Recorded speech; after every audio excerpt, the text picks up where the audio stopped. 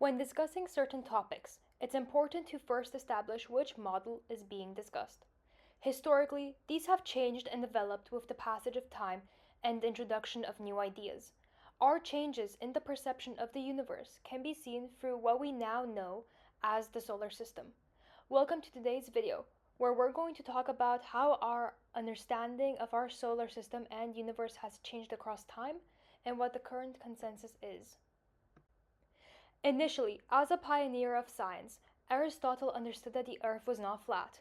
Indeed, he recognized it as a sphere. Using this, a student of Plato, Euxodus, proposed a representation of Earth's position within the grander scheme of things around 380 BC. This was a geocentric model that had imagined planets as following a circular path around a fixed position of the Earth and established an outer, limiting circle. Ptolemy, following in his footsteps, would approve of this mistaken ideal. For a very long time, this was widely accepted. However, in 1543, Copernicus published a heliocentric model, one where the planets revolved around the sun. Although initially disliked by the Church, one of the principal powers of the time, the improved accuracy in calculations regarding relative positioning of other planets was undeniable, and so the Copernican model was approved. Kepler then came along, and in between 1617 and 1621, he found that rather than perfect circles, the planets followed an elliptical orbit around the sun, which is his first law. He then also found that planets move far more quickly when they are closer to the sun than further. Second law. His third and final law discovered the relationship between the distance from the sun of a planet and then the time it takes to orbit it. Let's talk a little bit more about the elliptical movement though. Within the universe, there is a universal gravitation, as per Newton's theory. This can be seen through the equation below. F is the gravitational force between the two objects, g is the gravitational constant, different from Earth's.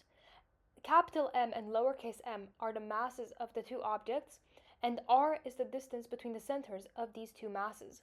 The further you go, and the larger the value of r, the weaker the gravitational force. Aside from the obvious, these models completely changed our understanding of the universe. In the Copernican model, the limitation of the universe was removed. It was now vast and extended beyond us. It was finally considered possible that there is something other in that space. As Newton came along, this was only verified. An infinite universe in which all stars are spread out far enough that their poles are cancelled out, and they remain in fixed position. However, this then gave rise to the Olbers paradox. If there is an infinite amount of stars, why is the sky ever dark? And then came the idea from Edgar Allan Poe, yes, the poet, that the universe was not old enough to fill the night sky with light, and that it has not yet had the time to travel to us. This is compatible with the lambda model of cosmology, which is the present one.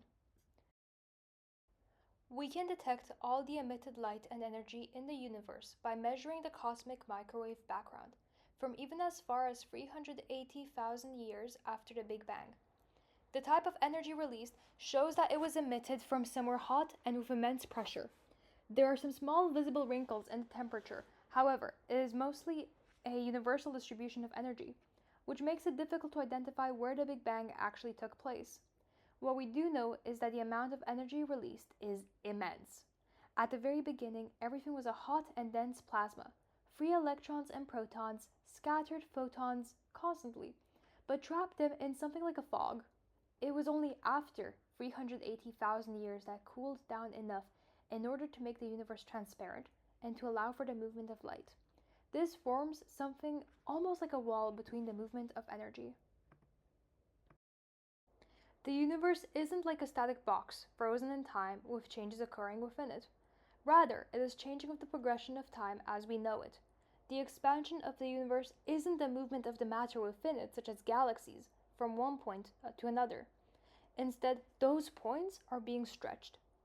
All the light of stars is being stretched in order to reach us, resulting in a redshift. Light is a wave with its corresponding wavelengths. However, as the space it travels across is stretched, the wavelength becomes longer. The equation for light shows that as the wavelength increases, the energy of light becomes smaller and smaller. As per the equation displayed, h and c remain constant within the vacuum of space.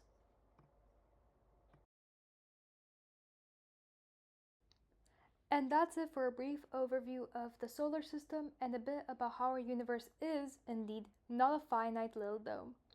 I hope that this has offered some clarity on the topic and improved your knowledge and understanding. Thank you so much for watching.